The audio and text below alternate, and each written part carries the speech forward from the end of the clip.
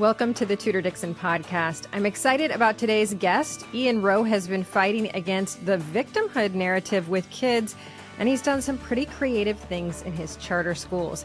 I know we're going to learn a lot from Ian and his experience today. I am hoping to learn a lot as a mom of a freshman in high school. I know he's got a bunch of freshmen in high school that he's monitoring every day, so I'm excited. He's a senior fellow at American Enterprise Institute and the founder of Vertex Partnership Academies. Ian, welcome to the podcast. Tudor, it's so great to have you. And I didn't know that you had a freshman in high school. So yes, lots for us to talk about. Yeah, absolutely. I mean, this year it was her first day of school, and she came out of school, and I said, "So how was it?" And she looked right at me and she said, "I hated it." Oh, and no. I was like, "I want to tell you it's going to get better, but it's high school." Oh no, why'd she hate it? I think it was just first day, but she's getting into her vibe now and her friend group and all of that. But I want to talk about that because I think it is hard to find your path these days in high school. And I think kids are being drawn down several different pathways and getting confused. And there's a lot of noise with social media and phones and all of that. And you've done a good job of kind of creating a 4-point plan for those kids. So can you tell us a little bit about that? Yeah, sure. I mean, you're right. I mean, being a young person always, 13, 14, 15 years old, finding your path in the world, your identity, all of those things. But for today's kids, there's so many competing forces and there's so many voices that are coming into your world. And there's no doubt that social media, the TikTok, Instagram, all of those sort of, you as a parent, you now have a lot less control over what your kids are consuming on a day-to-day basis. And it's kind of imparting ideas that you either have no idea about or might be ideas that you're not supportive of. So, young people, so we've just launched a new high school that you just mentioned. It's a virtues-based high school in the Bronx.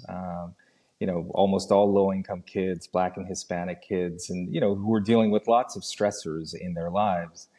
And we wanted to create an oasis here, an oasis focused on academic rigor, a virtues-based education. So our entire school is organized around the virtues of courage, justice, temperance, and wisdom. And we can define what those four things mean in the lives of our kids. But one of the things that we did was to create this kind of oasis for our students is that we said that, basically everything bad that starts almost always is initiated on social media, whether it be texting and we've just seen the world in which our students are growing up in. They have to have 24/7 access to these devices. And we said, you know what? Well, when it comes to school, that's at the school door, that's got to end. So we had adopted a policy this year. We opened last year in 2022.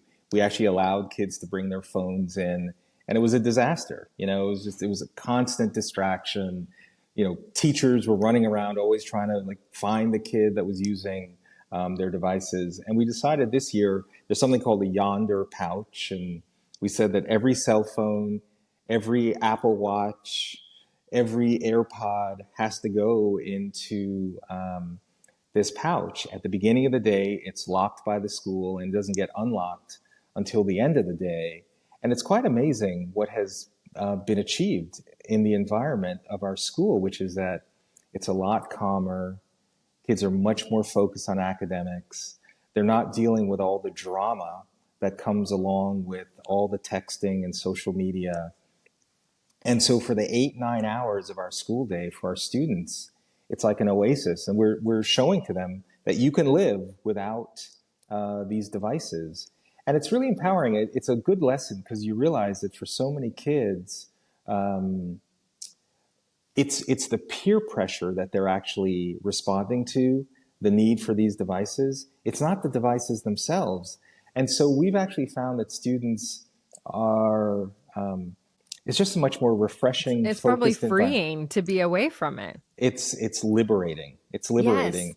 And you would ask me about the 4 principles, and I'll talk about that in a moment. But it is something that we've recently instituted at the beginning of this school year kids were initially like, oh my God, what am I going to do without my devices? And even some parents were like, how am I going to I contact was going to my say, because kid? that's the problem in our school. The parents are like, no, no, no, you can't take the phone away from my kid. Yeah, but you know what? Somehow parents survived for I centuries, know. right?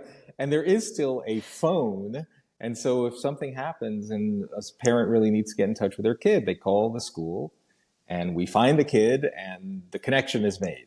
You know, Thomas Sowell, a great economist and social scientist, says there are no solutions, only trade-offs. And so if someone allows cell phones into the school to be able to allow parents to be able to contact your kid immediately in those very, very rare instances, well, that comes along with a lot of other baggage. So we're willing to take the trade-off of not having the cell phones and come up with practical solutions or trade-offs so that we don't bring in the rest of the baggage. And I think it's just one of Let me just say, we just had this conversation in our house last night because my seventh grader was telling me that they were in study groups in science. And she said, you know, my group was studying. That's what she said. Who knows? She claims her group was studying. She said right. the group next to them was looking stuff up on their phone. And the boy in her group said, get off your phone. And to get the teacher's attention. And then the teacher zooms in and they immediately, she said, but he didn't catch them because they immediately put the phone away. And I thought, I cannot imagine trying to teach in this environment where No, kids are sneaking and they have a pathway to so many things through that phone that are going to distract them from actually learning.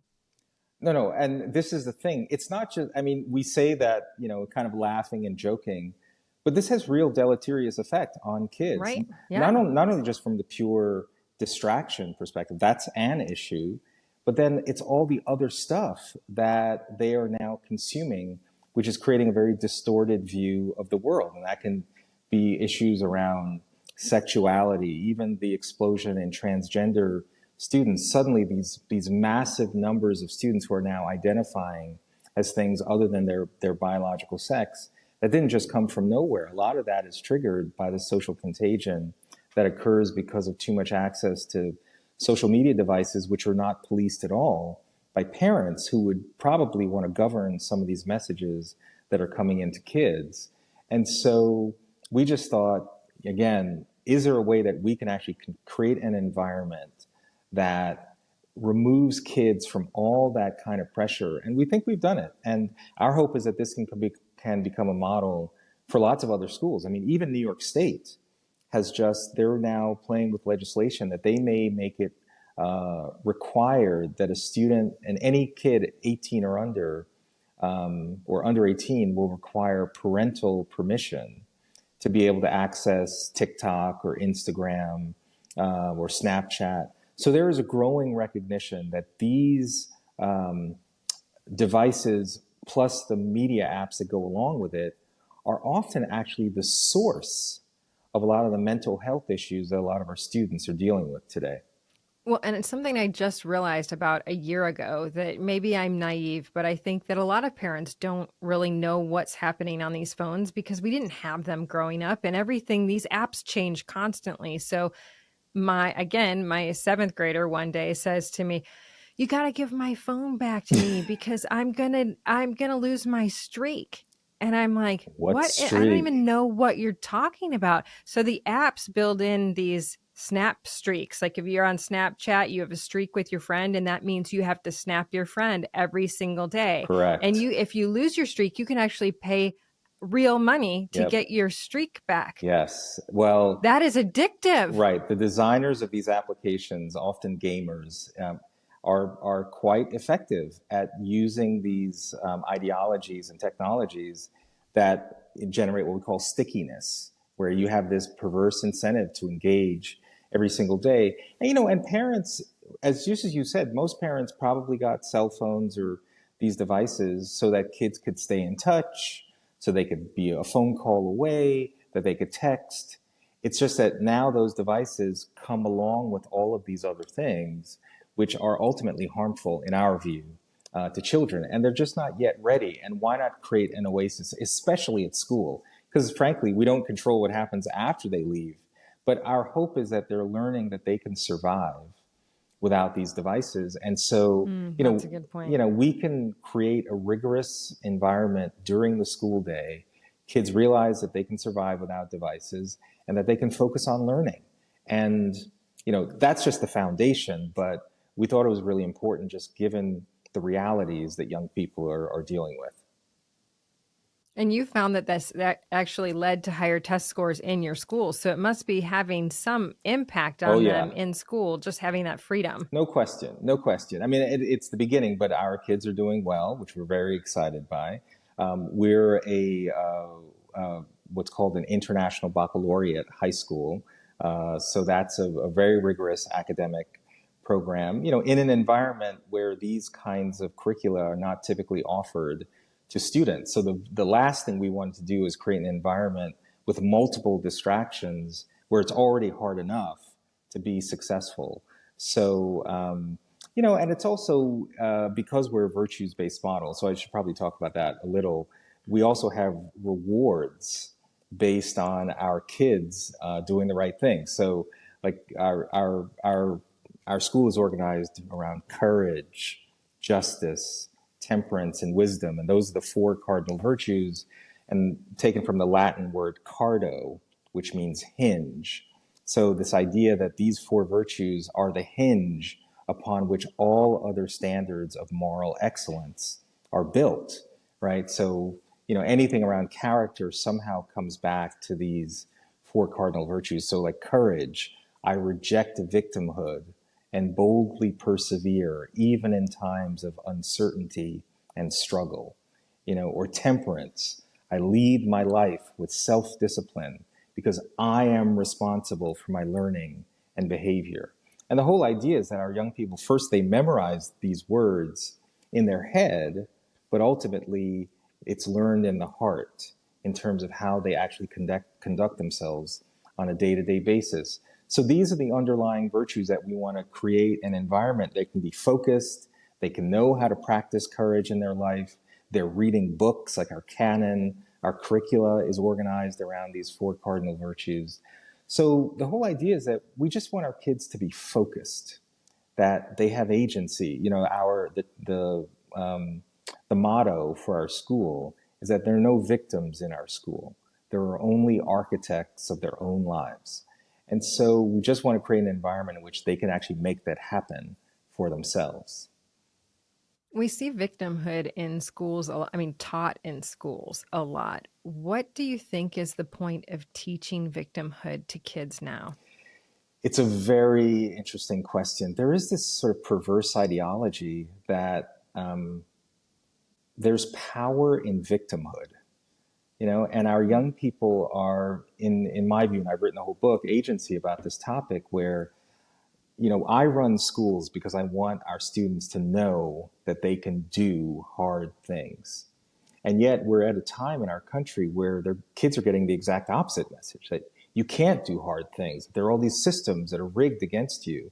And I put it in the context of what I call these two meta narratives that I think are driving victimhood. One is an ideology that says blame the system, and another is an ideology that says blame the victim. In a blame the system narrative or ideology, that's the idea that if you're not successful in the United States, it's because America itself is an inherently oppressive nation.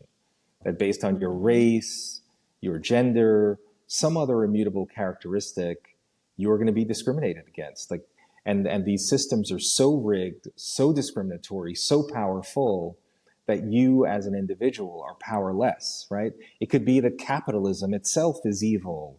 It's like all these institutions, critical race theory, anti-racism, all of these are ideas that say there are these sort of silent and not so silent systems that are designed for your destruction. And obviously, if you're 10 years old and living in the South Bronx and you hear this message over and over and over and over again about how these systems are designed for your failure, you're going to start to believe that. And it's kind of this idea of learned helplessness. So that obviously robs you of a sense of agency and that you're kind of a victim until some other force like reparations or some other government intervention swoops in to save you. Well, that's the blame the system narrative. And on the other hand, I call this blame the victim narrative, which says if you're not successful in this country, it's not America's not the problem. America's the land of gold, where the streets are paved with gold. No, you're the problem. Like you should have pulled yourself up by your bootstraps. You have some pathology. You were the crafter of your own failure. And of course, that's really hard because if you're 7 and you're growing up in a district like here in the Bronx, where only 7% of kids graduate from high school ready for college, and there's a legislative barrier which stops people from opening up new schools. Like a 7-year-old can't solve that problem, right? But between these two narratives, that's the that's the bell for our school. Between these two narratives of blame the system and blame the victim, in my view, that's robbing young people of a sense that they can lead a self-determined life. And so I've Right. written a book called Agency, which is all about how do we provide an empowering alternative to young people that they can embrace. And throughout my 30 years of working in schools, working with every kind of kid, rich kid, poor kid, white kids, black kids, Asian kids, Hispanic kids, homeless shelter kids, I've just seen young people grow up in pretty tough circumstances and essentially recreate the same disadvantage that they experienced as a young person. But I've also seen other kids in those same exact conditions make different sets of decisions where they were able to break the cycle of disadvantage. And the question of my life has been, what makes the difference? Like, what is it that was different about those kids that were able to chart a different path? And in my experience, those students had a sense of personal agency. They had a belief that they could be the greatest influence over their own destiny. And typically, they embraced 4 pillars: family, religion, education, and entrepreneurship. And by family, I mean not the family that you came from. No matter whatever family you came from, you are on the pathway to form a strong family. That's why we teach the success sequence in our schools, which you might be familiar with. That's data that says if you finish just a high school degree, get a full-time job of any kind, just so you learn the dignity and discipline of work, and then if you have children, marriage first, 97% of millennials who follow that series of decisions avoid poverty. And the vast majority enter the middle class or beyond. So we teach that in our school as an empowering strategy that young people who've been successful, in my observation, have typically been on that path. And that's just one of the lessons, religion.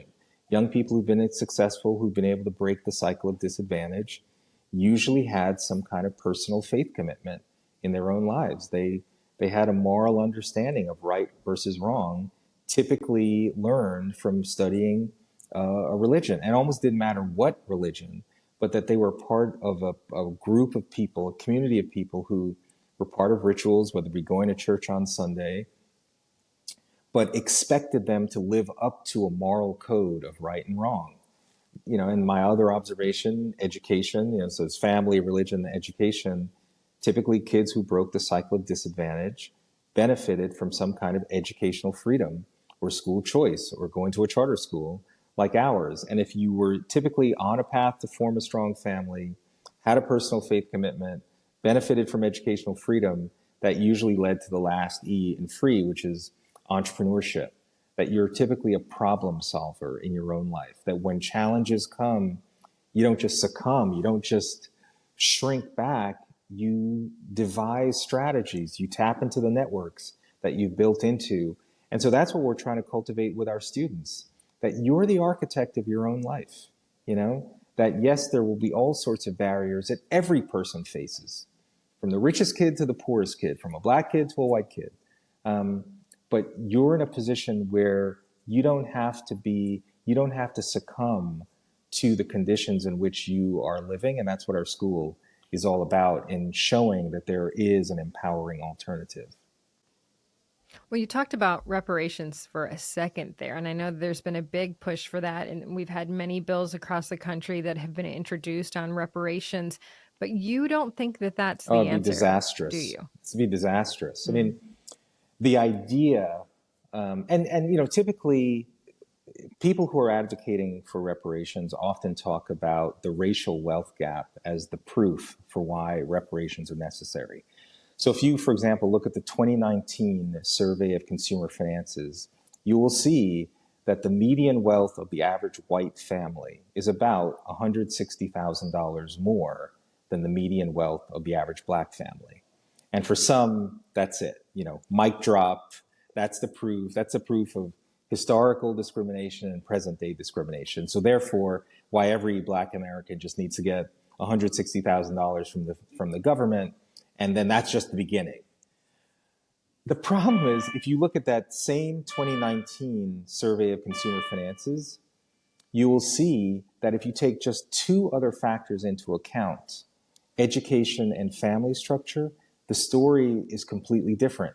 The median wealth of the average black, married, college-educated family is about $160,000 more than the median wealth of the average white, single-parent family. Now, the reason that's important for young people to know is that there are factors beyond race that are far more determinative of what your life outcomes will be, and those factors are in your control.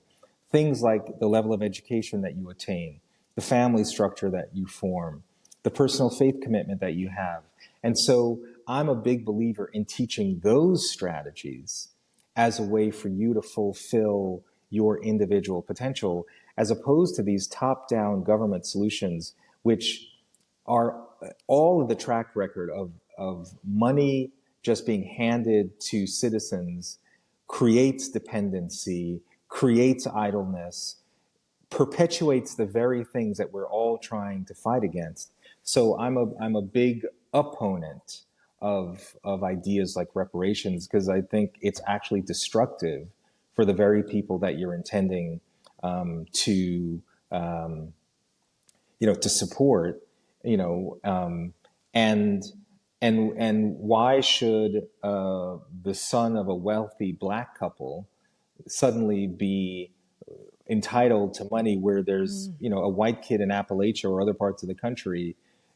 So not only it would also cause a civil war, much less the fact that it's ineffective policy as it is. Yeah, that's interesting. So let me ask you a little bit about faith, because my kids go to a faith-based school, and to us that is very important. And I do see that the kids in the faith-based school, they tend to go down a different path. I mean, not always, but they you're right. There's definitely a different moral compass there. Um, if you have kids that come into your school and they don't have that opportunity, they've never had faith introduced to them, how do you talk to them about this? How do you introduce faith, or how do you get them to be curious about faith? Yeah, it's a really good question, because we are a public charter school. So we can't operate in the same way it sounds like your faith-based school is that you send your kids to. But we can introduce to some degree a secular idea that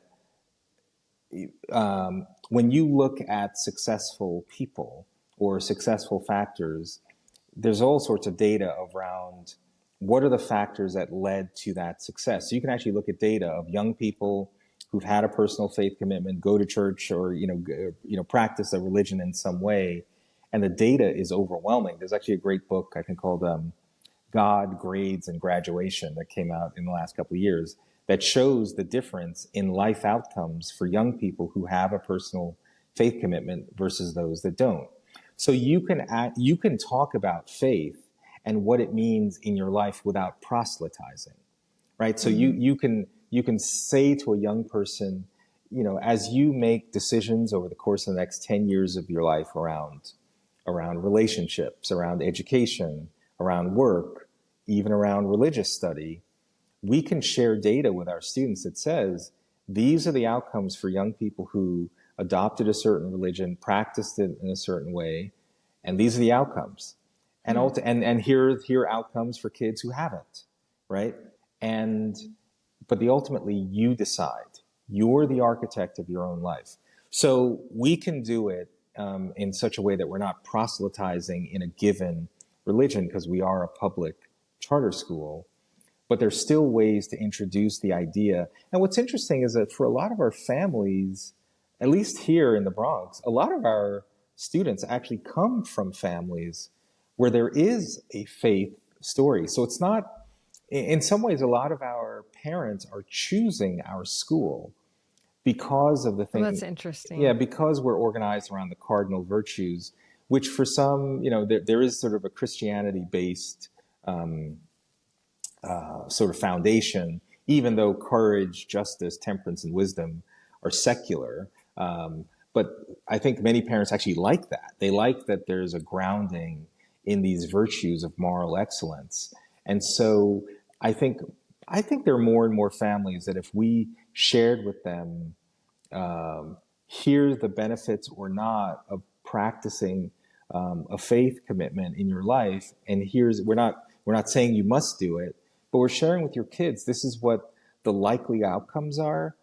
I think most parents and kids would appreciate being empowered to then make decisions in their own lives. Absolutely. You talk about being empowered. You also have the kids recite I am Ah, statements. That's yes. something that's important. And to me, I think that's very important because I think so many of our kids today are told to say, I am depressed. I am suffering from anxiety. I am unsure of who I am.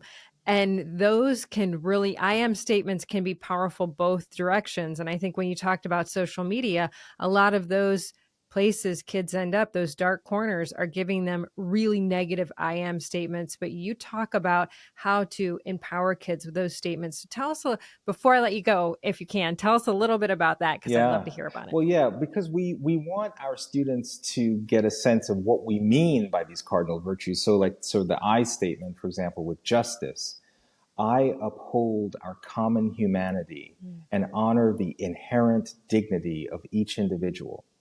Those are powerful words. And even when you see all the conflict going on in the world right now, part of the issue is that people aren't honoring the inherent dignity of each individual. That's why it makes you capable of doing these horrific things that we're seeing. So we want to teach our students that you don't have to go down that path.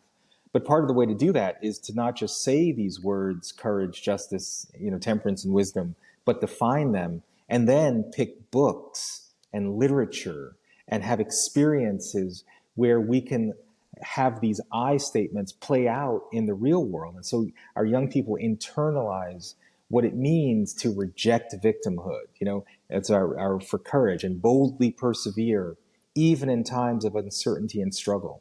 You're not a victim. You have agency. You have power. One of the poems that our students are going to learn is Invictus by William Ernest Henley. If you've never read this poem, it's an incredible allegory about overcoming adversity. But the last two lines of this poem are, I am the master of my fate. I am the captain of my soul. It's just so energizing when you're seeing a group of students saying these words, because it's not just words. It's what they Mhm. believe about their lives, and they know that they have power. It doesn't mean that they're not going to face obstacles, but they know that they have the ability to overcome those obstacles. And for us, it starts with the virtues, the I statements, even the cell phone policy, so they're not distracted. It's like all of these things together is how you create a culture of moral excellence, academic excellence, and behavioral excellence. And so that's what we are seeking to achieve here. And, I'm just excited for the opportunity to share it. Oh, I mean, this has been so enlightening. Honestly, even as a parent, just thinking about these things and talking to my kids in a different way. But, it's funny because I'm sitting here thinking about this and I'm like, everything you're saying, I could easily step back and say, well, this is pretty common sense. I mean, it seems pretty obvious, but we have gotten so Oh far boy, away from this 100%. that it's like an anomaly to see someone talking like this. And I just think the blessing you are to the students in the Bronx is awesome. And thank you for doing this. Thank you for sharing this with us today, because I know that the people who are listening are going to walk away from this and go, man, I need to make some changes with my kids Yes. or with the kids I'm teaching, but good, positive changes. I mean, I'm like, I'm going to go home and talk to my kids about talking about themselves like this, Mm. knowing that they can overcome, because I think we started this with my daughter saying that about high school. And honestly, I really was like, man, high school's tough. But that's exactly what she needs to say. I can get through Yes, this. I exactly. will get through Right. this. And then we help them with the strategies to do that. Young people want to succeed. I think Yes. sometimes we as adults just fall down on the job, and we refuse to impart these messages like, oh yeah, you're such a victim. Oh, the mental trauma. And it's like It's we've terrible. forgotten the importance of our role as parents, as grown-ups, as the adults who Yeah, I should think know the sometimes way. we are even saying, you think you've had a bad day, I've had a bad, It's like, yeah, it's easy to get sucked in. it's the oppression Olympics. Yeah. We valorize victimhood over achievement Yes. and determination. And we are determined here. Look, you can, like Martin Luther King said during the civil rights era, you can be a victim, but that doesn't mean you have to take on a victim mindset. It's very important, very important. You can face adversity, face trauma, but the moment that you succumb, and this is Viktor Frankl, Man's Search for Meaning, which is an incredible book about when he was in the Holocaust. He said, the one thing you always own, no one can take it away from you, is your ability to respond to a tough situation. You may not be able to control the environment around you, but you control your ability to respond to it. It's such a simple and subtle, but fundamentally important message for our kids for how you can gain control and overcome whatever challenge you face in your life. So much so. I love it. Thank you so much for being here with us today. And thank you for taking me to school today, Ian Rowe. I appreciate it. Really quick before we go, where can people get your book? Oh, well, my book Agency is everywhere. It's on Amazon, Goodreads, Barnes and Noble, but it's a great book, and it's all about how to help young people overcome the victimhood narrative and discover their own pathway to power. And I lay out my framework around family, religion, education, and entrepreneurship. And I have to say I'm really pleased at how folks are responding to it, because it's a direct answer to a lot of the nihilistic, in my view, destructive narratives that are out there hurting kids. And this is something much more empowering and inspiring. Yeah, because I'd say even if you think you're immune to it or your kids are immune to it, there are forces out there that are finding them, and Yes, you need to be that person in their corner telling them they can overcome. And 100%. so I appreciate you. I'm so grateful you came on. Ian Rowe, make sure you check out his book, and we'd love to have you back sometime. Okay, thank you very much, Tudor. Yes, and thank you all for joining us on the Tudor Dixon podcast. For this episode and others, go to tudordixonpodcast.com. You can subscribe right there or head over to the iHeartRadio app, Apple Podcasts, or wherever you get your podcasts. And join us the next time on the Tudor Dixon podcast. Have a blessed day.